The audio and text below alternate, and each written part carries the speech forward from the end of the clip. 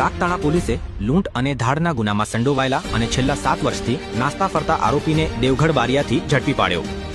Police મહાનિરીક્ષક Shri RV Asari સાહેબ Panchmahal Godhra range Godhra તરફથી મિલકત સંબંધિત ગુનાઓમાં સંડોવાયેલા આરોપીઓને ઝડપવા સૂચના આપવામાં આવી હતી।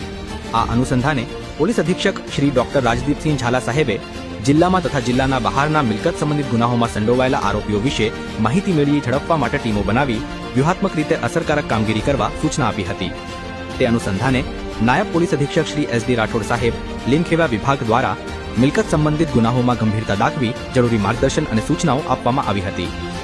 આ સૂચનાઓના અનુસંધાને Sagtala police inspector Shri GB Parmar દ્વારા જિલ્લામાં તથા જિલ્લાના બહારના મિલકત સંબંધિત ગુનાઓમાં સંડોવાયેલા આરોપીઓ વિશે ખાનગી રીતે તેમજ વિશ્વાસુ બાતમીદારો દ્વારા માહિતી મેળવી ઝડપવા માટે police sub inspector Shri D S Lad અને police sub inspector Shri S D Sarvaiya તથા સ્ટાફને જરૂરી સૂચનાઓ આપવામાં આવી હતી।